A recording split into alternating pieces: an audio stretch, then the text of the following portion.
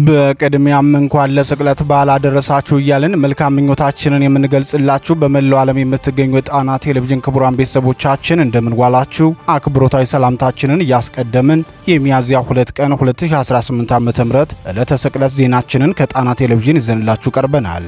እንደተለመደው እስከ መጨረሻው አብራችሁን በመቆየት እንድትከታተሉን በአክብሮት እየጠየቅን የሰዓቱን ዋና ዋና ዜናዎች ርዕሶቹን አስቀድመን እናስደምጣችኋለን። የአማራ ፋኖ እየተጋድሎ ውሎ በከፍተኛ ድል ታጅቦ ሲሆን በጎንደር ጠቅላይ ግዛት የተካሄደው የፋኖ ድል ለብልጽግናው ሰራዊት ከፍተኛ ኪሳራ ያደረሰ ሆኗል። ጎንደር ላይ ምን ሆነ የሚለውን የሰዓቱ ዜናችን በዝርዝር ያስደምጣችኋል። ቀዳሚው የግንባር ዜናችን ነው። የቀራኒዮ ተራራን ያልወጣ የትንሣኤውን ደስታ ማየት አይችልም።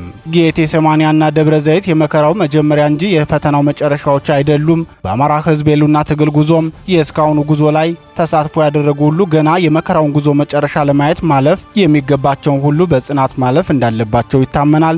በየመንገዱ ፌርማታ ላይ የሚወርዱ የትግሉ ባቡር ተሳፋሪዎች የመኖራቸውን ያህል የድሉን አክሊል ለመድፋት የሚታገሉትም ጉዞአቸውን በጽናት መቀጠል እንዳለባቸው ይታመናል። የአማራ ፋኖ ብሔራዊ ንቅናቄም በዚህ ጉዳይ ባስተላለፈው መልእክቱ እስከ ቀራኒዮ ካልተጓዝን አንድንም ብሏል። ሙሉ ሐሳቡ በዜናችን ይቀርባል።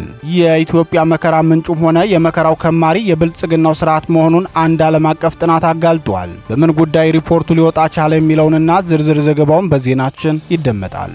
የህወሓትና የብልጽግና ይዋጣልን የሚለው የጦርነት ጉሰማ ተጠናክሮ ቀጥሏል። ለ3 ዓመታት ከኦሮሞ ብልጽግና የሚመደቡለትን መሪዎቹን አሜን ብሎ እጅ ነስቶ የተቀበለው ህወሓት አሁን ግን በቃኝ ጠላቶቻችን በሚመድቡልን ሰው አንመራም ሲል ብልጽግናው የሾማቸውን ጄኔራል አላቃቸውም ብሏል። ቀጣዩ ጉዞ ምን ይሆናል የሚለው አሳሳቢ ጉዳይ ሆኗል። ሰፊ ዘገባ አሰናድተንበታል፣ ይደመጣል። እነዚህና ሌሎች የተመረጡ መረጃዎችን አሰባስበን ያሰናዳነው ዜናችን ከዚህ ሰዓት ጀምሮ ወደ እናንተ መቅረብ ይጀምራል። በድጋሚ እስከ መጨረሻው አብራችሁን ቆዩ በማለት በቀጥታ ወደ ዝርዝር ዘገባው እናልፋለን።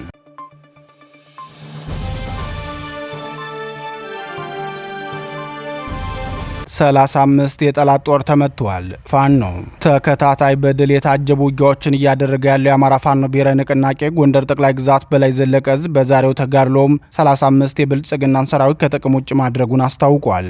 የብልጽግናው ሰራዊት በትናንትናው ዕለት መነሻውን ማክሰኝት በማድረግ አርሶ አደሮችንም አስገድዶ በመሰብሰብ የተለመደ የፖለቲካ ፕሮፓጋንዳ እየሰራ ነበር። ጃይራ ቀበሌ ላይ ህዝብን ለመሰብሰብ የተከማቸውን የብልጽግናውን ሰራዊት የአማራ ፋኖ ብሔራዊ ንቅናቄ ጎንደር ጠቅላይ ግዛት በላይ ዘለቀ ዕዝ ዳግማዊ ቴዎድሮስ 5ኛ ኮር ጥቁር አንበሳ ክፍለ ጦር ፈጣን እርምጃ ወስዶበታል። ጃይራ ቀበሌ ላይ በተካሄደው ውጊያ የጥቁር አንበሳ ክፍለ ጦር ድል በር ብርጌድና ራስ አሞራው ብርጌድ ከቀኑ 10 ሰዓት ጀምሮ እስከ ምሽቱ 1 ሰዓት ተኩል ድረስ የጨበጣ ውጊያ በማድረግ ከፍተኛ ድልን መቀዳጀታቸውን የኮሩ ህዝብ ግንኙነት ክፍል አስታውቋል። የዳግማዊ ቴዎድሮስ 5ኛ ኮር ህዝብ ግንኙነት ክፍል ለጣና ቴሌቪዥን በላከው የውጊያ ውሎ መረጃ 20 የብልጽግናው ሰራዊት እርምጃ ሲወሰድበት 15 ደግሞ ጉዳት እንደደረሰባቸው ተናግሯል። የኮሩ ህዝብ ግንኙነት ክፍል መረጃውን ሲቀጥልም ጠላት በደረሰበት ከባድ ኪሳራ የወደቁ አባላቱን አስከሬን እንኳን ሳያነሳ ወደ መጣበት ተመልሷል። ህዝብ ሰብስቤ የፖለቲካ ፕሮፓጋንዳ ሰራለሁ ብሎ ያቀደውን እቅድም ሳያሳካ ቀርቷል ብሏል። ከፋኖ ተከታታይና የማያቋርጥ ጥቃት የተነሳ በከፍተኛ የፍርሃት ቆፈን ውስጥ የሚገኘው የብልጽግናው ስርዓት ጥምር ሰራዊትና የባዲን ካድሬ መዋቅር የወታደሩ ስነ ልቦናው በመውደቁ ድሮንን ብቸኛው ተስፋው አድርጓል። የተለመደ የማወናበድ ፖለቲካውን ተጠቅሞም በይስሙላ ምርጫ የጭካኔ ስልጣኑን ለማራዘም ቢሞክርም ጭቆና በቃይ ብሎ የተነሳው ህዝብ አቋሙንና አቅሙን በሚገባ እያሳየው ነው። የስርዓቱን የሴራ ፖለቲካ በሚገባ የተረዳው የአማራ ህዝብም ላይመለስ በክንዱ ክብሩንና ህልውናውን ለማስጠበቅ ቆርጦ ተነስቷል ሲል ተናግሯል። በሌላ ዜና የአማራ ፋኖ ብርቱ ምት የበረታበት የብልጽግናው ሰራዊት በሁሉም የክልሉ አካባቢዎች የሚፈጽመውን ግፍ እና የጦር ወንጀል በጎንደር ቀጠናም አጠናክሮ መቀጠሉን የአካባቢው ነዋሪዎች ተናግረዋል። እንደ አካባቢው ነዋሪዎች መረጃ የመንግስት ሰራዊት ከፋኖ የሚደርስበትን ምት ተከትሎ ሽሽት ሲጀምር ያገኘውን ሁሉ ነው በግፍ የሚመታው። ዛሬም በተመሳሳይ ከባድ መሳሪያዎችን በየአቅጣጫው በዘፈቀደ በመተኮስ በርካታ ንጹሃንን በግፍ ገድሏል፣ ቤትና ንብረትም አውድሟል። በዚህ የተነሳም በአካባቢያችን ከባድ ሀዘን ገብቷል ሲሉ ተናግረዋል። የብልጽግናውን ስርዓት ነውር የሚናገሩት ምንጮቻችን ሲቀጥሉም ያለፈውን ብንተውለትና የዛሬውን ብቻ ብንነጋገር በህዝብ ላይ ከባድ መሳሪያ እየተኮሰ የሚገድል ስርዓት ውጡና ፋኖን አብራችሁ ይታገሉ፣ ምርጫ ካርድ አውጡና ምረጡ ብሎ ሲመጣ ድርጊቱን የረሳንለት ይመስለዋል፣ ወይም እንደተለመደው ጥፋቴን ይረሱልኛል ብሎ አስቦ ሊሆን ይችላል።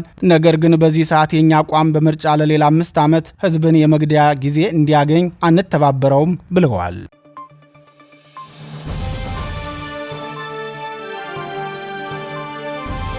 እስከ ቀራኒዮ ካልተጓዝን አንድንም።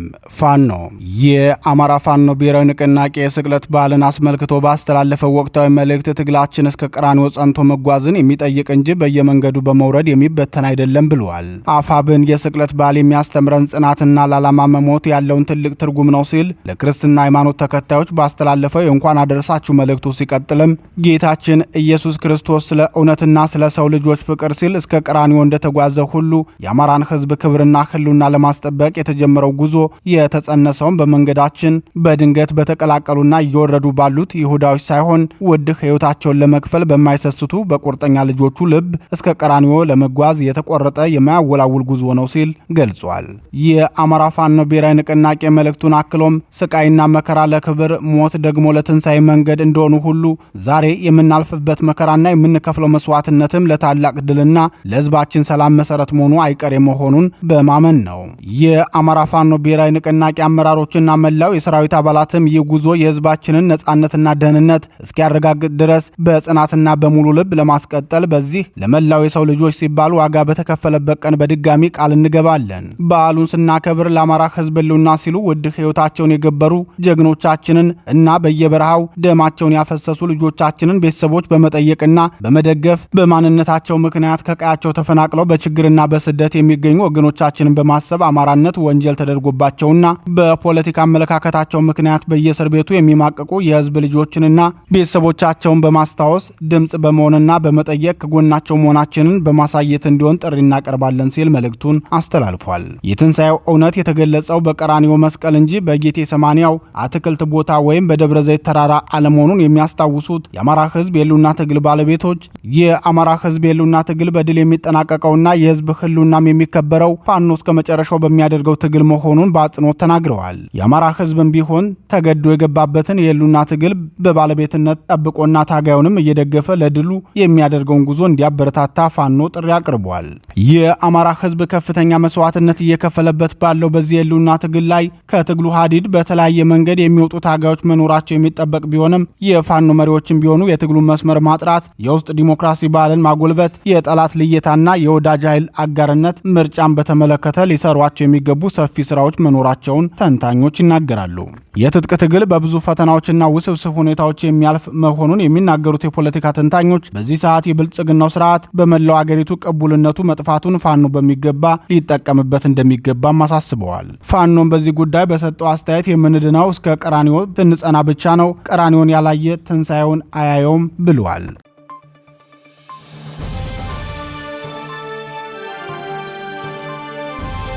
ብልጽግና የተፈተነው በራሱ ጥፋት ነው።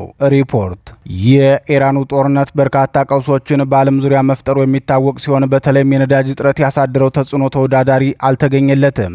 ፓኪስታን በክብ ጠረጴዛ ዙሪያ እስላማባድ ላይ ኢራንና አሜሪካን ጠርታ የምታደርገው የማደራደር ጥረት ውጤት አምጥቶ የዓለም ሕዝብ ችግር ሊቀረፍ ይችላል ተብሎ በሚጠበቅበት በዚህ ሰዓት የፓኪስታኑ መከላከያ ሚኒስትር ሐዋጃ አሲፋ በትዊተር ገጻቸው ያስተላለፉት መልእክት ችግር ፈጥሯል። ሚኒስትሩ በይፋዊ ትዊተር ገጻቸው ይህች ክፉ ለሰው ልጅ እርግማንና ካንሰር የሆነች እስራኤል እንድትመሰረት ድጋፍ ያደረጉ አገራት ገሃነብ እንዲገቡ ጸልያለሁ በማለት መልእክት ማስተላለፋቸው ነገሮችን ሳያበላሽ አልቀረም።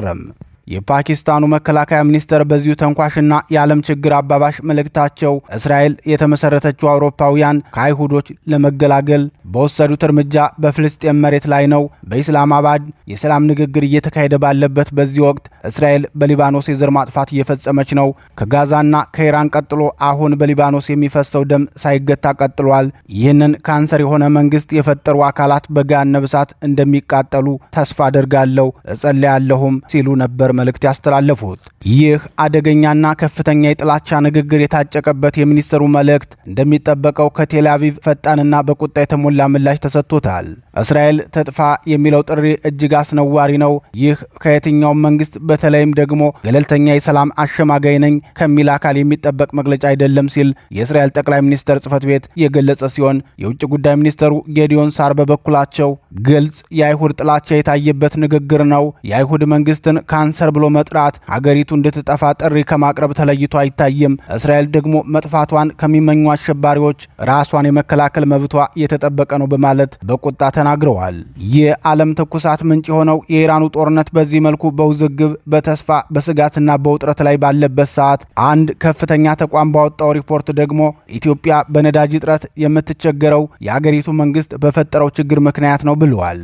ሪፖርቱ ሲገልጽ ሙስናን፣ ጦርነትና የመጠባበቂያ ክምችት እጥረትን በምክንያትነት በማንሳት ብልጽግናውን ተችቷል።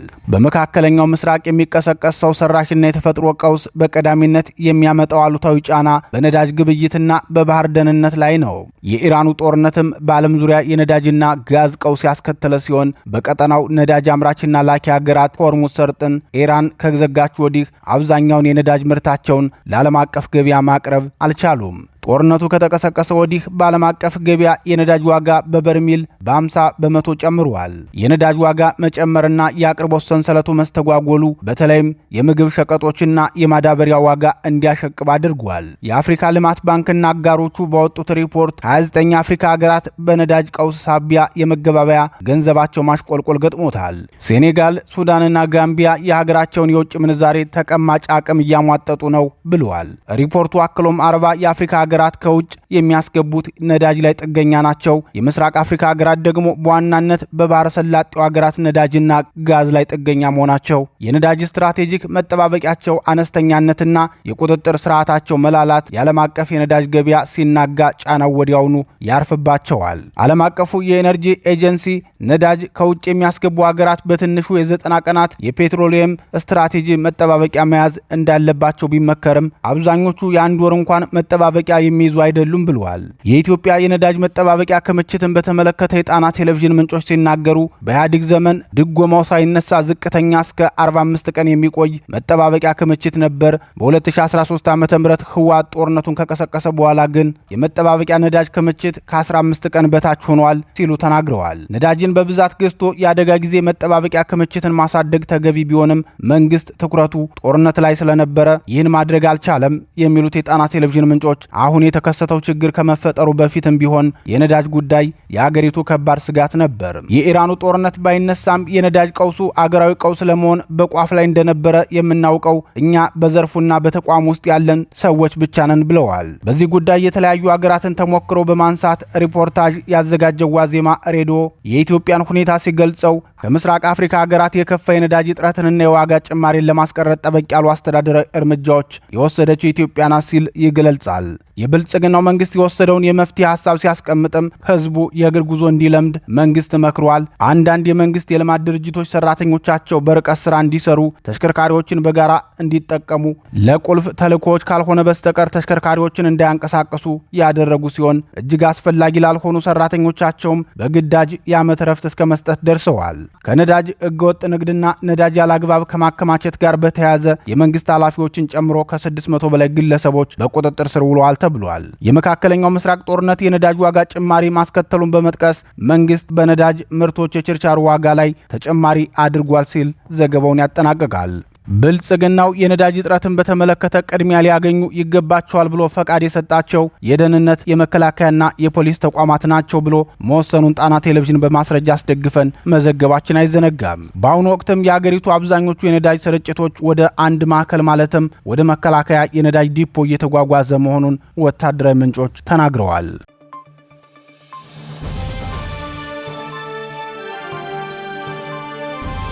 ጠላቶቻችን በሚመድቡልን ሰው አንመራም። ህወሓት የኦሮሞ ብልጽግና ለትግራይ ክልል ጊዜያዊ አስተዳዳሪ አድርጎ የሾማቸውን ጄኔራል ታደሰ ወረደን የአንድ ዓመት ስልጣን ከገመገመ በኋላ ለተጨማሪ 1 ዓመት ማራዘሙን ህወሓት ተቃወመ።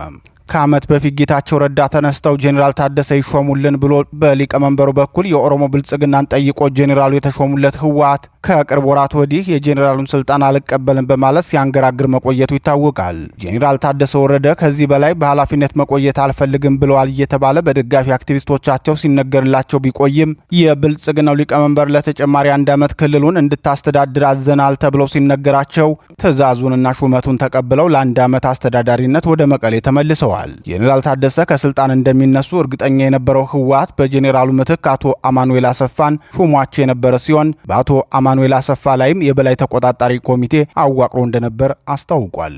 ሆኖም የብልጽግናው ሊቀመንበር የህወሓትን ጥያቄ ወደ ጎን ብለው ጄኔራል ታደሰ ወረደን በስልጣን እንዲቆዩ መወሰናቸውን ተከትሎ ህወሓት ትናንት ምሽት በወጣው ተቃውሞ መግለጫ ጠላቶቻችን መሪ እየመደቡልን አንቀጥልም ብለዋል። የህወሓት የተቃውሞ መግለጫ ሲቀጥልም በትግራይ ጊዜያዊ አስተዳዳሪ መስረታ ላይ በነበረው የፕሪቶሪያ ስምምነት መሰረት የሁለቱ የፖለቲካ ድርድር አካላት ማለትም ህዝባዊ ወያነ ሓርነት ትግራይና የኢትዮጵያ መንግስት ስምምነት መደረግ ነበረበት። በዚህ መሰረት ምንም እንኳን ብዙ መሰናክሎች የነበሩበትና ከፍተኛ ትግል የተደረገበት ቢሆንም ላለፉት 3 ዓመታት የቆየው ጊዜያዊ አስተዳደር በፕሪቶሪያ ስምምነት መሰረት በህወሓትና በኢትዮጵያ መንግስት መካከል በተደረገ ድርድር የተመሰረተ ነበር። ይሁን እንጂ የኢትዮጵያ መንግስት ለፕሪቶሪያ የሰላም ስምምነት እውቅና በመንፈግ በትግራይ ጊዜያዊ አስተዳደር ላይ ሲፈጸሙ የነበሩ በርካታ ተግባራትንና የሰላም ስምምነቱ ሙሉ በሙሉ በመጣስ በትናንትናው ዕለት መጋቢት 30 ቀን 2018 ዓ.ም በመንግስት የዜና ማሰራጫዎች በኩል የተላለፈውን ውሳኔ ተመልክተነዋል ሲል የተቃውሞውን ምክንያት ይገልጻል። ህወሓት ተቃውሞውንና አቋሙን ሲገልጽም ይህ ውሳኔ በሁለቱ የፖለቲካ ድርድር አካላት ስምምነት ያልተደረገበት ህዝባዊ ወያነ ሓርነት ትግራይ ሳያውቀውና ሳይሳተፍበት የተላለፈ የኢትዮጵያ መንግስት አንድ ወገን ውሳኔ መሆኑን ለህዝባችን፣ ለፕሪቶሪያ ስምምነት ተደራዳሪዎችና ለዓለም አቀፉ ማህበረሰብ እንዲታወቅ እንፈልጋለን፣ ውሳኔውንም አንቀበልም ብለዋል። የህወሓት ተቃውሞ በይፋዊ መግለጫ ከመነገሩ ቀደም ብሎ የተለያዩ ወረዳዎች ምክር ቤቶች በጠላቶቻችን የሚሰጠንን መሪ አንቀበልም፣ የራሳችንን መሪ ራሳችንን እንመርጣለን፣ የክልሎች ራሳቸውን በራሳቸው የማስተዳደር መብት ይከበርና የመሳሰሉትን የተቃውሞ መግለጫዎች ሲያወጡ ውለዋል። ለዚህ የህወሓት መግለጫ ይፋዊ ምላሽ ያልሰጠው ኦህዴድ ብልጽግና የጄኔራሉን ሹመት ለማራዘም የፈለገበትን ምክንያት አስመልክቶ ውስጥ አዋቂዎች ሲናገሩ መንግስት በሁለት ምክንያት ነው የጄኔራሉን ስልጣን ያራዘመው ይላሉ። ሁለቱ ምክንያቶች የተባሉት ደግሞ የህወሓት እብሪተኝነት በክልሉ ምርጫ እንዳይደረግ በመከልከሉ፣ የክልሉ መንግስትም ፕሪቶሪያ ላይ በመፍረሱና ህወሓትም ከፖለቲካ ፓርቲነት ስለተሰረዘ የትግራይ ክልል አሁናዊ አስተዳዳሪ ጊዜያዊ መንግስቱና የፌዴራል መንግስቱ ስለሆነ ነው። ሁለተኛው ደግሞ ህወሓት በእጩነት ያቀረበውን ግለሰብ መንግስት ተቀብሎ መሾም ሆነ የህወሓትን ሐሳብ መቀበል ህጋዊነቱ ከተነሳ ኃይል ጋር መነጋገር ለመንግስት ተገቢ ስላልሆነ ነው ብለዋል። ከዚህ የኦህዴድ ብልጽግናው ሊቀመንበር ውሳኔና የህወሓት ተቃውሞ በኋላ ትኩረት የሚፈልጉ ሁለት ጉዳዮች አሉ። የመጀመሪያው ከዚህ በኋላ የቀጠናው ውጥረት ወደ ለየለት ጦርነት ይገባል ወይስ ህወሓት አርፎ ይቀመጣል የሚለው ሲሆን፣ ሁለተኛው ደግሞ ጄኔራል ታደሰ ወረደ የኦሮሞ ብልጽግና የሰጣቸውን ሹመት ተቀብለው መቀሌ ሲገቡ ህወሓት ባስቀመጠላቸው ሳጥን ውስጥ ገብተው ይሰራሉ ወይስ በደብረ ጽዮንና ወይዘሮ ፈትለወርቅ የተዋቀረውን ብሔራዊ ኮሚቴ የሚባለውን አወቃቀር ያፈርሱታል የሚሉት ናቸው። ለሁሉም በቀጣይ የሚታይ ይሆናል።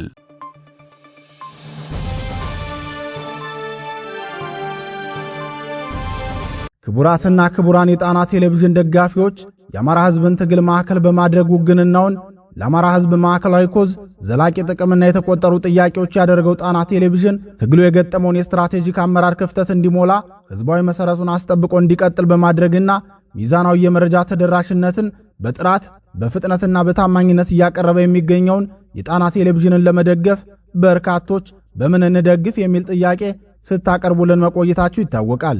በመሆኑም በዜል +1 46 9866 54 44 በካሻፕ ጣና ቲቪ 2024 በፔይፓል ጣና ቴሌቪዥን 2024@gmail.com እንዲሁም በዶኔት ቦክሱ በኩል መደገፍ የምትችሉ መሆኑን ለማሳወቅ እንወዳለን።